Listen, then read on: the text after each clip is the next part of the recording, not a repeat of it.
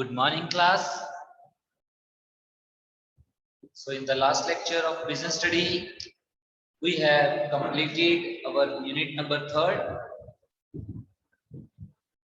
unit में हमने पढ़ा था कि different types of public sector enterprises, multinational companies, joint venture as well as public private partnership के बारे में पढ़ा था.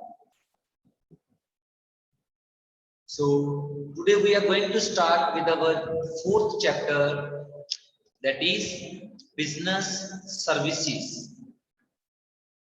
अब बिजनेस सर्विसेज क्या है कि जो सर्विसेज आजकल हमें प्रोवाइड की जा रही हैं, जिन सर्विसेज का आजकल बिजनेस किया जा रहा है, वो हम पढ़ेंगे in the business services as well as हमारे बिजनेस को सक्सेसफुली रन करने के लिए भी ये सर्विसेज जरूरी हैं. जो बिजनेस आजकल होता है वो केवल गुड्स का नहीं बेटा, सर्विसेज का भी है कि सर्विसेज को बेचना भी एक बिजनेस है. केवल सामान को बेचना बिजनेस नहीं है, सर्विसेज को सेल करना भी बेटा एक बिजनेस का ही पार्ट है. अब सर्विस बिजनेस कैसे, जैसे कि हम टेलीफोन पे बात कर रहे हैं, टेलीकम्युनिकेशन सर्विसेज. हम बैंक्स में अपना पैसा डिपॉजिट करवा रहे हैं या जरूरत पड़ने पर बैंक से पैसा निकलवा रहे हैं, दैट इज आल्सो सर्विस. हम इंश्योरेंस करवा रहे हैं, अपने आप का बीमा करवा रहे हैं या फिर अपने घर का बीमा करवा रहे हैं, that is also service, not a good. Okay, so let us start with our first topic of this chapter, that is business services. So क्या कुछ हम इस चैप्टर में पढ़ेंगे कि बिजनेस सर्विस क्या होता है, व्हाट आर द नेचर और features of business services, and उसके बाद फिर हम पढ़ेंगे टाइप्स ऑफ बिजनेस सर्विसेज. और भी बहुत सारी सर्विसेज हम इस चैप्टर में डिस्कस करेंगे जिनके बारे में हम डिटेल में पढ़ेंगे. सो बिजनेस सर्विसेज कहते हैं services are the backbone of a business, कि जो सर्विसेज हैं, सेवाएं हैं, बिजनेस की बैकबोन है. बैकबोन का मतलब बहुत ही जरूरी है हमारे बिजनेस को सक्सेसफुली रन करने के लिए. चलिए अब हम बात करते हैं सर्विस बिजनेस क्या है. Service business refers to that businesses which provide the intangible products. क्योंकि हम सर्विसेज को बेटा देख नहीं सकते, टच नहीं कर सकते, बट केवल इसका फायदा ले सकते हैं, इसलिए सर्विसेज को क्या बोला गया है, इंटेंजिबल प्रोडक्ट बोला गया. Services are intangible product. अब जैसे कोई खाने पीने की चीजें बात करें या कोई सामान हम यूज कर रहे हैं, लाइक एसी वगैरह हो गया, कार हो गई, ठीक है, टेलीफोन मोबाइल फोन हो गया, सो इनको तो हम देख सकते हैं, टच कर सकते हैं, इसलिए इनको बोला जाता है गुड्स. बट सर्विसेज क्या है जिनको हम देख नहीं सकते, टच नहीं कर सकते. अब इंश्योरेंस को हम क्या देखेंगे, कम्युनिकेशन को हम क्या देखेंगे, इंटरनेट सर्विसेज को हम क्या देख सकते हैं, नहीं. हम केवल इनको यूज कर रहे हैं और इनका बेनिफिट ले रहे हैं बेटा. इसलिए सर्विसेज वो चीज है जो कि इंटेंजिबल नेचर की होती है, which can not be seen और touch, which can only be felt, जिसका केवल हम फायदा महसूस कर सकते हैं. ठीक है बेटा. चलिए एग्जांपल्स क्या हैं बेटा बिजनेस सर्विसेज की. बैंकिंग सर्विस हो गया, insurance, transportation, warehousing, communication, ये सारी बेटा वही सर्विसेज हैं जो हमने टर्शरी सेक्टर में पढ़ा था. आपको याद होगा primary, secondary and tertiary industry में पढ़े थे हमने डिफरेंट टाइप्स ऑफ हिंड्रेंसेस. क्या पढ़े थे बेटा हमने, डिफरेंट टाइप्स ऑफ हिंड्रेंसेस पढ़े थे ना. सो वही हिंड्रेंसेस को हमने कैसे रिमूव करना है अपने बिजनेस से.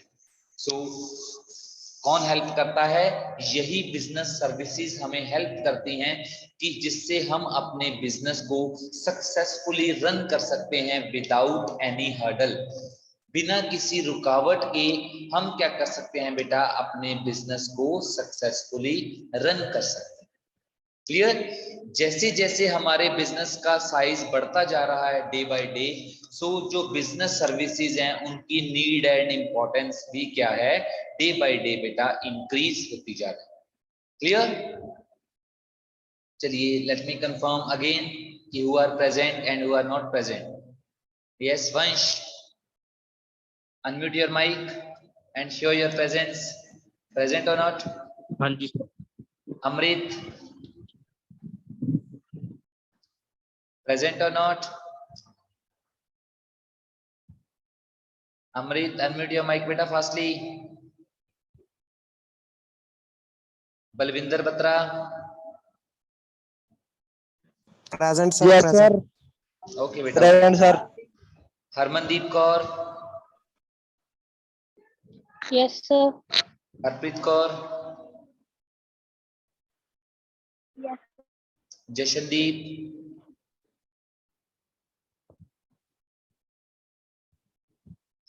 Jashandeep, Lovepreet Singh, Yes sir. Manpreet Batra, Present sir. Parminder Singh, Present sir. Shagan, Yes, sir. Simran Kaur, Yes, sir. okay beta. Jean Singla, Yes sir.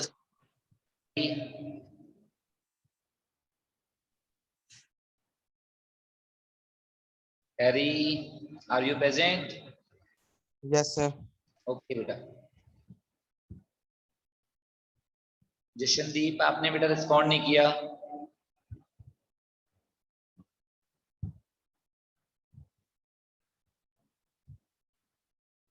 चलिए इसके बाद हम बात करते हैं जो हमारी बिजनेस सर्विसेज हैं उसका नेचर क्या होता है। What is the nature of business services, मतलब जो हमारी बिजनेस सर्विसेज हैं, ठीक है, उनकी क्या विशेषताएं होती हैं, क्या उनकी कैरेक्टरिस्टिक्स हैं।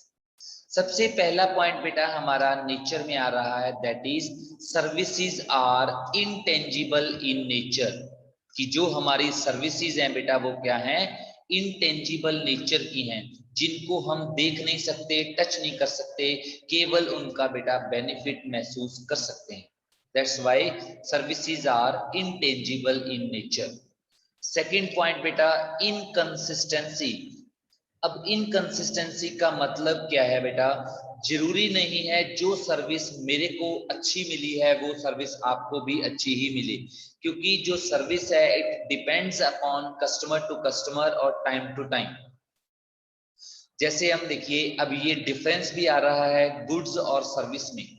अब कोई भी सामान हम खरीदते हैं, सपोज कीजिए चिप्स का पैकेट खरीदा, मैंने वो लेस खरीदी तो मेरे लिए भी वही टेस्ट है, आपने जब खरीदा तो आपका भी वही टेस्ट है। So we can say goods are homogeneous in nature, जो कि सेम होती है।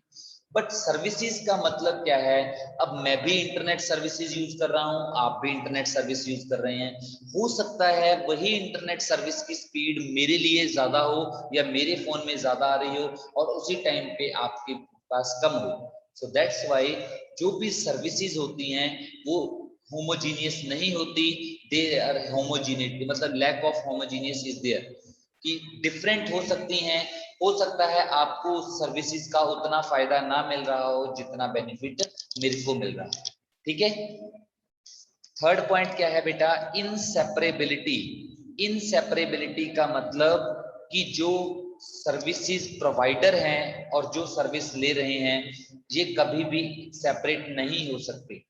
अब जैसे हम बात करें, अगर हमने सर्विस लेनी है तो सर्विस लेने के लिए सर्विस प्रोवाइडर का होना जरूरी है। We can not separate the production and its utilisation, कि सर्विस बना कोई और रहा है बेच कोई और रहा है, ऐसा नहीं होगा बेटा, ठीक है।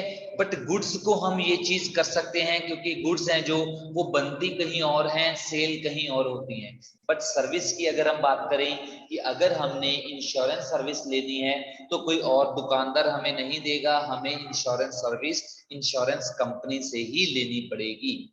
ठीक है। सो इन दिस वे उसी टाइम पे ही जैसे सर्विस है, जिस टाइम पे सर्विस मिलेगी उसी टाइम पे ही उसका बेनिफिट होगा। ऐसा नहीं है कि जैसे सामान बन तो आज रहा है और उसका फायदा या उसकी जो कंजम्पशन है वो 6 महीने बाद हो रही है। बट सर्विस के केस में ऐसा नहीं होता।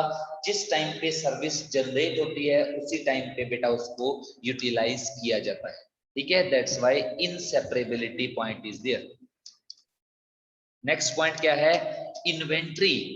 इन्वेंट्री का मतलब जमा करके रखना। अब देखिए, सामान है, कोई भी सामान है उसको तो आप अपने गोडाउन में रख लेंगे जमा करके। क्या आप किसी सर्विस को जमा करके रख सकते हैं? क्या आप इंटरनेट सर्विसेज को डिपॉजिट करके रख सकते हैं कहीं पे? नहीं बेटा, क्योंकि जो चीज हम देख ही नहीं सकते, जो चीज हम टच ही नहीं कर सकते, जिसकी फिजिकल एग्जिस्टेंस ही नहीं है, तो हम उसकी इन्वेंट्री भी क्या करेंगे? ठीक है। सो इन्वेंट्री केवल उन चीजों की होती है that are tangible in nature, जिनको हम देख सकते हैं, टच कर सकते हैं। बट जिनको हम देख नहीं सकते, टच नहीं कर सकते, we can not store them in our godown. ठीक है।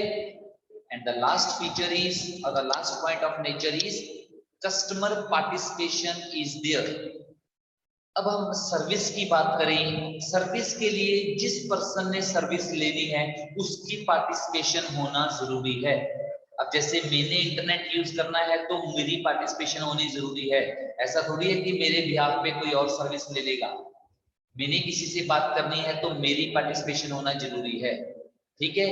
बट प्रोडक्ट की अगर हम बात करें, गुड्स की बात करें, तो अगर मैंने कोई सामान चाहिए मेरे को, तो मैं अपने बिहाफ पे किसी और से भी तो वो सामान मंगवा सकता हूं।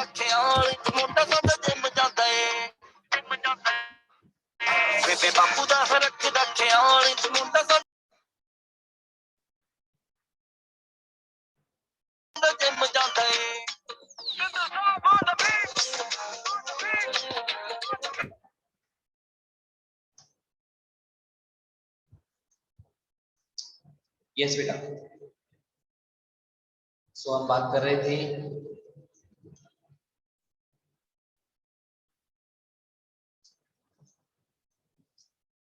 कस्टमर पार्टिसिपेशन की। सो कस्टमर पार्टिसिपेशन क्या है कि जो भी अगर हमने सर्विस लेनी है तो कस्टमर का होना जरूरी है। जैसे कि ट्रांसपोर्टेशन सर्विस आपने लेनी है तो जिस पर्सन ने ट्रांसपोर्टेशन सर्विस लेनी है उसकी इन्वॉल्वमेंट जरूरी है। ठीक है। बट जैसे हम बात करें किसी गुड्स की, तो हम अपने बिहाफ पे किसी और के लिए भी सामान खरीद सकते हैं। सो सर्विस के लिए कस्टमर की पार्टिसिपेशन जरूरी है, बट गुड्स के लिए सर्विस का कस्टमर की पार्टिसिपेशन जरूरी नहीं। So these are the points which highlight the nature of business services. Again I am repeating the nature of business service. First point था बेटा intangible nature, it can not be seen और touch. Inconsistency means हर बार जरूरी नहीं है कि वो सेम ही हो। Quality of service may differ one time to another.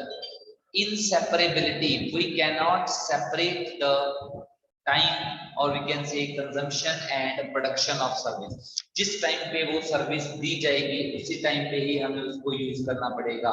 ऐसा नहीं है कि सर्विस आज मिल रही है, ठीक है। सो इनसेपरेबिलिटी। नेक्स्ट पॉइंट है inventory less. Loss of inventory जिसको हम कहते हैं बेटा, जिसको हम गोडाउन में स्टॉक करके नहीं रख सकते। सो कोई भी सर्विस है it can not be stored in the godown. Immediately हमें अगर उसको चाहिए सर्विस को तो यूज करनी पड़ेगी। ऐसा नहीं है कि सर्विस हमें आज चाहिए, ठीक है, सॉरी सर्विस हमें 2 महीने बाद चाहिए तो हम उसका स्टॉक करके रखते हैं। जिस टाइम पे हमें सर्विस चाहिए केवल हम उसी टाइम पे ही बेटा उसका बेनिफिट ले सकते हैं। एंड लास्ट इज कस्टमर की पार्टिसिपेशन हर टाइम पे बेटा सर्विस के लिए होना जरूरी है। क्लियर? चलिए इसके बाद हम बात करते हैं टाइप्स ऑफ बिजनेस सर्विसेज। कौन कौन सी बिजनेस सर्विसेज की टाइप्स हैं which are necessary for our business. हमने ये सारी बेटा टर्शरी इंडस्ट्रीज में भी पढ़ी थी। फर्स्ट पॉइंट क्या है? Banking services. अब अगर हमें पैसों की जरूरत है, जैसे हमने पढ़ा था हिंड्रेंस ऑफ फाइनेंस, पैसों की जरूरत है तो पैसे हमें कहां से मिलेंगे? बैंक से मिलेंगे। So we can take the loan from bank. So bank हमें क्या करता है? बैंकिंग सर्विसेज प्रोवाइड करता है। सो लोन के अलावा बैंक हमें और भी बहुत सारी सर्विसेज प्रोवाइड करता है, जो कि हम इस चैप्टर में आगे जाके बहुत डिटेल में पढ़ेंगे कि किस तरह की सर्विसेज आजकल बैंक हमें प्रोवाइड कर रहे हैं। ठीक है। सेकंड पॉइंट है बेटा जी इंश्योरेंस सर्विसेज। इंश्योरेंस का मतलब बीमा करवाना। अब जैसे हमें रिस्क है कि फ्यूचर में कोई आग वगैरह लग सकती है या कोई भूकंप वगैरह आ सकता है, जिससे हमारी बिल्डिंग खत्म हो जाएगी या फिर हमारे गोडाउन में जो सामान पड़ा है आग लगने की वजह से खराब हो जाएगा। सो इस सभी लॉस को प्रोटेक्ट करने के लिए हम क्या करते हैं? इंश्योरेंस कंपनी से इंश्योरेंस लेते हैं। So this is your second type of business service, that is insurance services।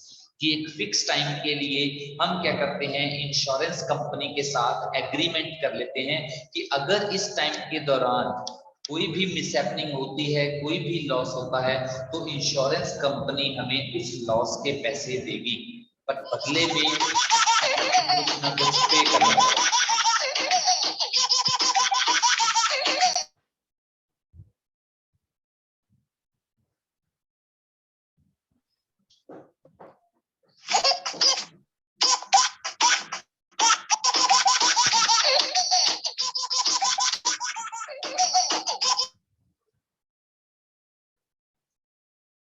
Just wait बेटा।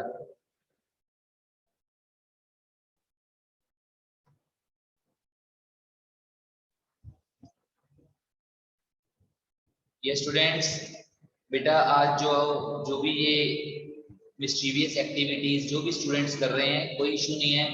आज के बाद आपके सभी के लिए भी यही चीज है, ठीक है, कि जब एक बार हमारी क्लास स्टार्ट हो जाएगी तो मीटिंग को लॉक कर दिया जाएगा कि उसके बाद कोई भी स्टूडेंट एंटर नहीं कर पाएगा।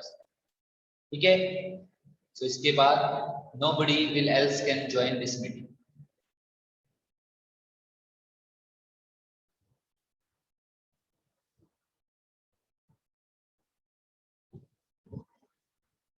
चलिए इंश्योरेंस सर्विसेज बेटा हम बात कर रहे थे कि इंश्योरेंस सर्विस क्या है, कि इंश्योरेंस कंपनी के साथ हम एग्रीमेंट करते हैं।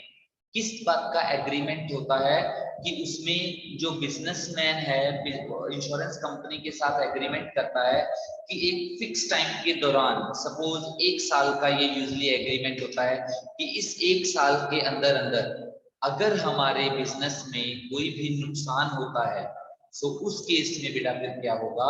इंश्योरेंस कंपनी हमें क्लेम पे करेगी। क्या करेगी? इंश्योरेंस कंपनी हमें उस जो भी नुकसान होगा उस नुकसान का बेटा कंपेंसेशन पे करेगी अगर कोई भी मिसहैपनिंग होती है, जैसे कि फायर इंश्योरेंस हो गया, थेफ्ट इंश्योरेंस हो गया। ये भी हम बेटा आगे जाकर डिटेल में पढ़ेंगे, डिफरेंट टाइप्स ऑफ इंश्योरेंस क्या होता है। ठीक है।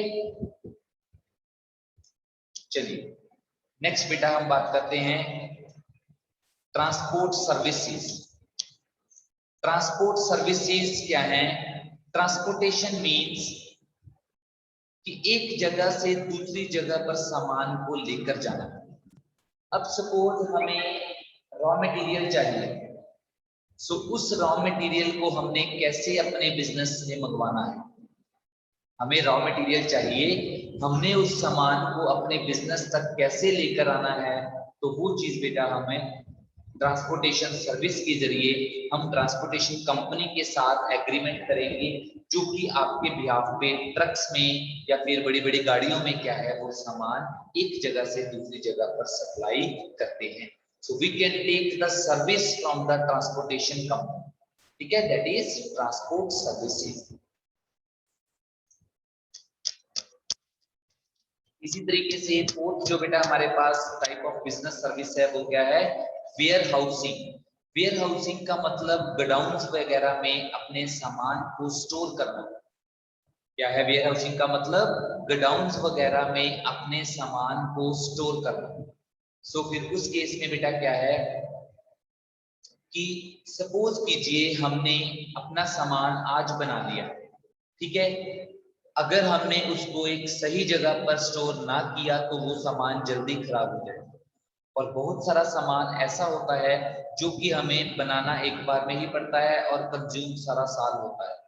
सो उस सामान को फिर हम क्या करेंगे, जब तक वो सेल नहीं होता उसको हमने वेयर हाउसिंग में ही रखना पड़ता है, ठीक है। सो जब उसको हम फिर वेयर हाउसिंग में रखेंगे फिर उस केस में बेटा क्या होगा, वेयर हाउसिंग कंपनीज होती हैं वो हमसे क्या करती हैं, रेंट वगैरह चार्ज करेंगी उस सामान को रखने।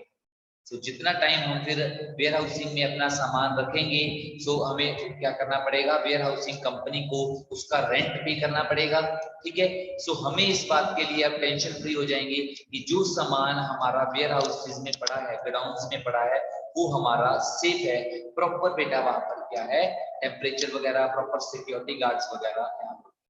Yes Mehakpreet Singh, warehousing बेटा क्या होता है, गोडाउन्स ही होते हैं, बड़े बड़े जो माल गोडाउन है उनको वेयर हाउसेज ही बोलते हैं। सो हम क्या करते हैं, बहुत सारी कंपनीज ऐसी हैं जो हमें ये सर्विसेज प्रोवाइड करते हैं। कम्युनिकेशन क्या है बेटा, लास्ट फीचर, कि अगर हमने एक पर्सन से दूसरे पर्सन तक अपने आइडियाज को ट्रांसफर करना है, बातचीत करनी है, सो हम किसी के साथ कम्युनिकेट कैसे कर सकते हैं, through the telephonic service, through the internet services. So communication क्या है, एक बहुत जरूरी एलिमेंट बन चुका है ट्रेड के लिए। इस मीडियम के दौरान क्या होता है, हम एक दूसरे को, बायर और सेलर एक दूसरे से बातचीत करते हैं, ऑर्डर प्लेस करते हैं, ठीक है, जो भी उनकी टर्म्स एंड कंडीशंस होती हैं कि कितने रुपए का सामान चाहिए, कितने का नहीं चाहिए, बेटा वो सारी चीजें वो एक दूसरे के साथ कम्युनिकेट करते हैं, ठीक है। सो ये थी हमारे पास डिफरेंट टाइप्स ऑफ सर्विसेज। यहां तक बेटा किसी का कोई क्वेरी हो देन यू कैन आस्क, कोई भी पॉइंट किसी को ना पता चला हो।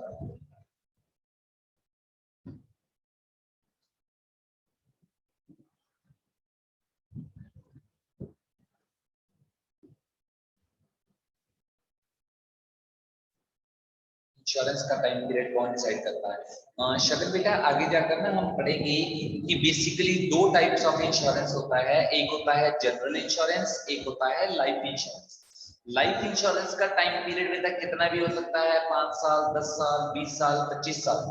बट जो जनरल इंश्योरेंस होते हैं सभी तरह के, चाहे वो फायर इंश्योरेंस है, चाहे वो थेफ्ट इंश्योरेंस है, चाहे वो हेल्थ इंश्योरेंस है, वो बेटा यूजुअली 1 साल का ही होता है, 1 साल से ज्यादा का नहीं, ठीक है। सो बेसिकली इंश्योरेंस कंपनी ही बेटा डिसाइड करती है, हमसे कंफर्म करती है, हमसे पूछती है कि हमने कितने टाइम पीरियड का जो है वो लेना है इंश्योरेंस, ठीक है।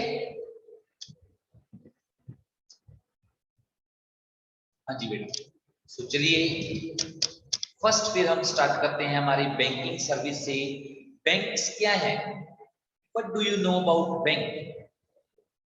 बैंक क्या है बेटा, बेटा एक ऐसा इंस्टीट्यूशन है, एक ऐसा फाइनेंशियल इंस्टीट्यूशन है जो कि हमें पैसों के रिलेटेड सर्विसेज प्रोवाइड करता है। जैसे कि अगर हमारे पास सरप्लस पैसा पड़ा है तो हम बैंक में डिपॉजिट करवा सकते हैं, और यदि हमें पैसों की जरूरत है तो बैंक से हम क्या करेंगे, पैसा रेज कर सकते हैं इन द फॉर्म ऑफ लोन्स, ठीक है।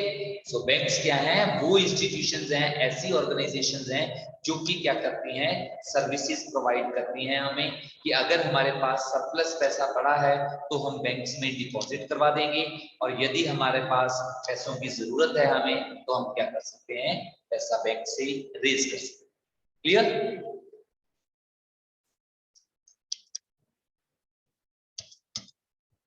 Bank is an organization which accepts deposits, lend money and performs other agency functions. क्या कहता है बेटा कि बैंक एक ऐसी ऑर्गेनाइजेशन है जो कि डिपॉजिट्स को एक्सेप्ट करती है, मनी को लेंड करती है। लेंड्स मनी का मतलब मनी को देना, पैसा यूज करने के लिए देना in the form of loan. As well as और भी बहुत सारे फंक्शंस हैं बेटा जो कि बैंक्स हमें हमारे बिहाफ पे परफॉर्म करेंगे, जो कि हम आगे जाकर करेंगे। सो बैंक क्या है? It is an institution which accepts deposit, जो कि हमसे हमारे डिपॉजिट्स को एक्सेप्ट करता है, मतलब जो पैसा हमने जमा करवाना है बैंक में, एंड हम उस पैसे को चेक के जरिए भी विड्रॉ कर सकते हैं और कैश में भी विड्रॉ कर सकते हैं। एज वेल एज बैंक हमें लोन्स वगैरह भी देते हैं ताकि हम उस पैसे को यूज करने के बाद क्या कर सकें, उस पैसे को यूज करके प्रॉफिट वगैरह कमा सकें। सो बैंकर उस बैंक को बोला जाता है जो कि जिसका काम ही यही है, जिसका यही बिजनेस है बेटा कि पैसों की लेन देन करना, हमसे हमारे सरप्लस पैसे रिसीव कर रहे हैं और हमें जरूरत पड़ने पर पैसे दे रहे हैं। सो यही बेटा बैंक का मेन बिजनेस होता है। ठीक है, इसके बाद बेटा हमारा जो टॉपिक है that is types of bank. ये चार्ट बेटा हम डिस्कस करेंगे। Types of banks: commercial banks, industrial banks, agriculture, regional banks and other apex banking. So इसमें क्या है बेटा, कमर्शियल बैंक्स जो कि हमारे आम बैंक्स होते हैं, जैसे कि पीएनबी हो गया, एचडीएफसी हो गया, ये सारे बेटा हमारे लिए क्या है, कमर्शियल बैंक्स। इंडस्ट्रियल बैंक्स कौन से होते हैं? जो कि इंडस्ट्रियल डेवलपमेंट के लिए, इंडस्ट्रीज को लोन वगैरह देना है उसके लिए ही बेटा ये एस्टैब्लिश किए जाते हैं इंडस्ट्रियल बैंक्स।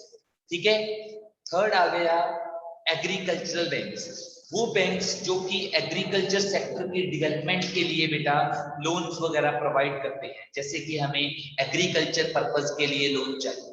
ठीक है, रीजनल बैंक्स क्या होते हैं? जो कि बैकवर्ड एरियाज में बैंक्स ओपन किए जाते हैं, that banks are known as regional banks. और जो लास्ट आ गया बेटा हमारे पास अदर एपेक्स बैंकिंग इंस्टीट्यूशंस, ये वो बैंक्स हैं बेटा जो कि अदर स्पेशलाइज्ड पर्पस के लिए एस्टैब्लिश किए जाते हैं, जैसे कि हाउसिंग वगैरह के लिए हो गया। ठीक है, या फिर अदर एपेक्स बैंक, मतलब जो हेड होते हैं, मेन बैंक्स बन जाते हैं डिफरेंट डिफरेंट सेक्टर के लिए। तो इन सभी के बारे में हम आगे जाकर वन बाय वन डिटेल में जरूर पढ़ेंगे। ठीक है, सो ये थे हमारे types of bank: commercial bank, industrial, agricultural, regional and other apex banking institution. So सबसे पहले हम बात करते हैं, केवल आज डिस्कस करेंगे public sector bank. Public sector bank बेटा वो बैंक्स होते हैं जिसमें कम से कम 51% शेयर किसका है, गवर्नमेंट का है। मतलब गवर्नमेंट ही उनको क्या करती है, कंट्रोल करती है। इंडिया में टोटल 14 बैंक्स हैं जो कि नेशनलाइज किए गए थे, पब्लिक सेक्टर के अंदर आए थे 1969 में, और 6 बैंक और नेशनलाइज किए गए थे 1980 में। तो 14 प्लस 6 20 बैंक हो गए टोटल जो कि पब्लिक सेक्टर के अंदर आ रहे हैं। इनका मेन ऑब्जेक्टिव क्या है बेटा, सोशल वेलफेयर करना। ठीक है, सो इन सभी बैंक्स को क्या बोला जाता है, public sector banks. Now after the merging केवल 12 ही पब्लिक सेक्टर बैंक्स प्रेजेंटली हमारे इंडिया में बच गए हैं। वो पब्लिक सेक्टर बैंक्स देख लीजिए कौन कौन से हैं बेटा: bank of Baroda, bank of India, bank of Maharashtra, Canara bank, central bank of India, Indian bank, Indian overseas bank, Punjab and national bank, Punjab and Sindh bank, state bank of India, union bank of India and UCO bank. इसके अलावा और जो भी पहले बेटा सरकारी bank थे, मतलब 20 हो थे ना टोटल, 20 में से अब मर्ज होकर बेटा, जैसे पीछे ही ओबीसी बैंक था हमारा एक और इलाहाबाद बैंक था, वो दोनों बैंक इस बैंक में बेटा मर्ज हो गए थे, that is in the Punjab national bank के अंदर ही बेटा वो मर्ज। ठीक है, सो इन बैंक्स को बेटा क्या बोला जाता है, पब्लिक सेक्टर बैंक्स बोला जाता है। क्लियर? आरबीआई किसमें आता है, शगन बेटा आरबीआई हमारा है सेंट्रल बैंक, वो आएगा हमारा एपेक्स बैंकिंग इंस्टीट्यूशन में, क्योंकि आरबीआई को बेटा क्या बोला जाता है, बैंकों का बैंक बोला जाता है, मतलब RBI is a head of bank. ठीक है, रिजर्व बैंक ऑफ इंडिया क्या है, हेड ऑफ द बैंक्स है। क्लियर? अच्छा चलिए एक पॉइंट लास्ट बेटा आज के लिए, प्राइवेट सेक्टर बैंक्स क्या हैं? प्राइवेट सेक्टर बैंक्स वो बैंक्स हैं जो कि केवल प्राइवेट सेक्टर द्वारा ही ओन किए जाते हैं, गवर्नमेंट का रोल इनमें नहीं होता। Like HDFC bank, ICICI, axis bank, yes bank, ये सारे बेटा हमारे लिए क्या है? प्राइवेट सेक्टर बैंक हैं। So control of any individual, so इसके डिपेंड करता है कि इसको कौन कंट्रोल करेगा, कि जिसके पास इस बैंक के शेयर्स होंगे या इस कंपनी के शेयर्स होंगे उसका कंट्रोल ज्यादा होगा। इन बैंक्स का मेन ऑब्जेक्टिव क्या होता है? To earn maximum profit. और जो पब्लिक सेक्टर बैंक्स थे उनका मेन ऑब्जेक्टिव क्या था? Social welfare. Axis bank, HDFC, Kotak Mahindra, ICICI, yes bank, IndusInd, बंधन, फेडरल, डीसीबी, आरबीएल, ये सारे बेटा क्या हैं? प्राइवेट सेक्टर बैंक्स की ही लिस्ट है। सो आपको 1 मार्क्स क्वेश्चन में कोई एग्जांपल्स आ सकती हैं और आपको बताना होगा कि ये बैंक हमारा पब्लिक सेक्टर है या फिर प्राइवेट सेक्टर। जो थर्ड है हमारा कोऑपरेटिव बैंक। कोऑपरेटिव बैंक क्या है? जो कि एक ग्रुप ऑफ इंडिविजुअल्स द्वारा एस्टैब्लिश किया जाता है, जैसे कि हमारा the Mansa central cooperative bank है बुढलाडा में, रेलवे स्टेशन के पास। सो ये क्या है? कोऑपरेटिव बैंक है जो कि group of organisation group of individuals द्वारा बनाया जाता है, जिनका मेन ऑब्जेक्टिव क्या है? मेंबर्स की हेल्प करना। ठीक है, जो भी इसके मेंबर्स बने हुए हैं। स्टेट कोऑपरेटिव बैंक भी हो सकता है, डिस्ट्रिक्ट भी हो सकता है। तो ये भी बेटा कोऑपरेटिव बैंक्स में आते हैं, state cooperative bank, district cooperative banks. So ये थे बेटा हमारे 3 types of bank on the basis of ownership. पहला था हमारा पब्लिक सेक्टर जो कि सरकारी होता है, ठीक है। दूसरा आ गया हमारा प्राइवेट सेक्टर जो कि प्राइवेट पर्सन्स द्वारा ऑन किया जाता है। तीसरा आ गया हमारा कोऑपरेटिव इंडिविजुअल्स जो कि ग्रुप ऑफ पर्सन्स द्वारा ऑन किया जाता है, जिनका मेन मोटिव क्या होता है बेटा? To benefit the members of the organisation. जैसे हमने कोऑपरेटिव ऑर्गेनाइजेशन पढ़ा था ना, बिल्कुल सेम बेटा जो हमारा कोऑपरेटिव बैंक है वो कोऑपरेटिव ऑर्गेनाइजेशन की तरह। Clear? So this is our today's lecture. Now if any query is there up to this topic, then you can ask. The remaining topic, the remaining different types of banks we will discuss in our next lecture. Yes beta, if any query is there relating to today's lecture, then you can ask.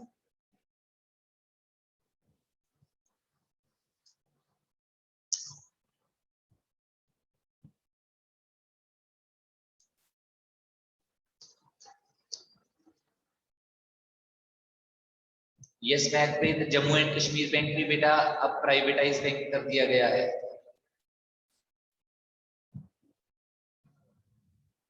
केवल यही बेटा हमारे पास जो banks हैं अब वो public sector banks हैं, केवल ये 12। ठीक है, वो जो जम्मू एंड कश्मीर बैंक था वो भी बेटा क्या है? इनमें से किसी बैंक में मर्ज कर दिया गया है।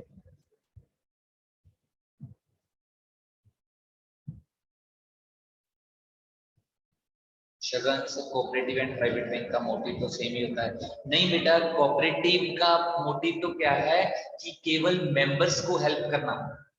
ठीक है, जो भी मेंबर्स ने मिलकर बैंक ओपन किया है। प्राइवेट बैंक का मोटिव क्या है कि कस्टमर्स को सर्विस प्रोवाइड करना और प्रॉफिट अर्न। कोऑपरेटिव बैंक का मेन मोटिव क्या है कि जो इसके मेंबर्स बनते हैं उनको बेटा मेन का काम यही है कि जो कोऑपरेटिव बैंक्स बनाते हैं एक दूसरे को अगर पैसों की जरूरत है तो वो प्रोवाइड करें। हमने कोऑपरेटिव ऑर्गेनाइजेशन बेटा पढ़ा तो था प्राइवेट सेक्टर ऑर्गेनाइजेशन में, बिल्कुल सेम उसी तरीके से ही बेटा ये भी एक तरह की कोऑपरेटिव ऑर्गेनाइजेशन। हाँ जी, rest of the students, no query is there?